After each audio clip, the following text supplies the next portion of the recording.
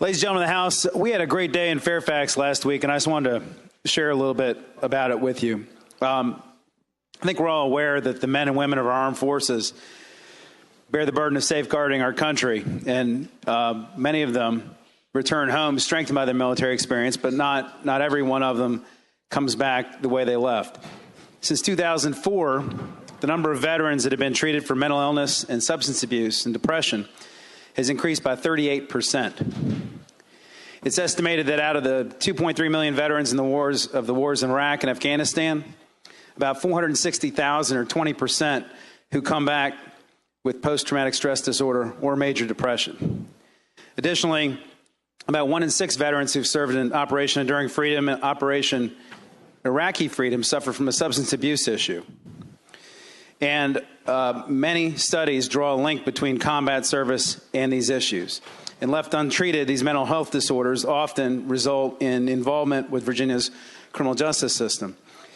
Another problem we're seeing more and more, especially as our vehicles have become more armored, as our body armors become better, as we see a lot of guys that come back with traumatic brain injuries.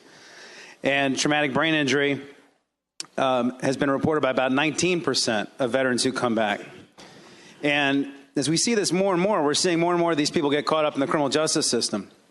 In response to that, what you've seen across the country is that recognition of this within our criminal justice system. For example, in Buffalo, New York in 2008, Judge Robert Russell noticed this increase in criminal justice cases involving veterans, and he set up what he called a drug court and a mental health docket.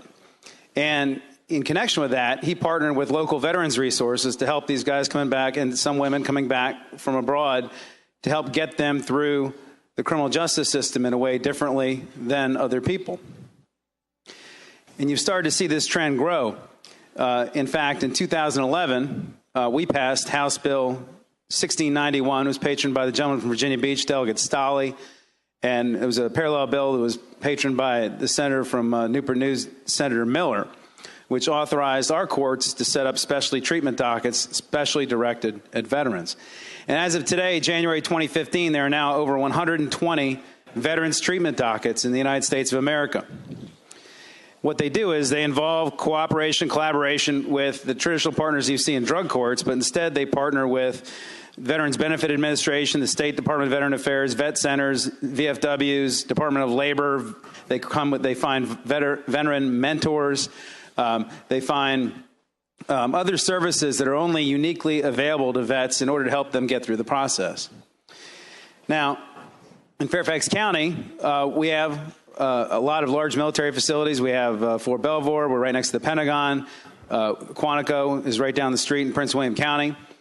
And we have a lot of veterans that are returning back to Fairfax County who were evidencing these problems. And in light of that, one of our General District Court judges, a Marine Corps veteran, set up a veterans treatment docket in Fairfax County. And on Thursday, they had their kickoff. And the Fairfax County Veterans Treatment Docket involves collaboration with the Fort Belvoir Hospital. We set a new $1 billion hospital that was constructed at Fort Belvoir, which has all kinds of services available to vets. We have a Wounded Warrior program there, and we have all kinds of veterans who are willing and able and ready to try and mentor people through these issues. It combines rigorous treatment and accountability to veterans who are facing incarceration. The only way you can get on this docket is, 1, with the agreement of the Commonwealth Attorney, and 2, you have to sign a contract that has very specific terms and conditions that you have to comply with in order to get a reduced sentencing outcome. And you have to come to court every 2 weeks. You're intensely monitored. You have all these resources available to you. Studies have shown that when you provide vets these kinds of supports during the probation process, that you reduce recidivism below 5%, which is pretty unprecedented, especially when you're talking about people that have very serious post-traumatic stress disorder, serious depression, and have traumatic brain injuries. And we were very excited in Fairfax. We started this on Thursday. 6 veterans were the first ones to enroll in the inaugural docket. There's a few more that are about to be included next month. But it's an incredible program that I think is going to pay great dividends, not only in Fairfax County, but to everyone, because every time we keep somebody out of the criminal justice system in the future, it's good for all of us. It's good for their families. It's good for them. It's good for taxpayers. It's good for everyone.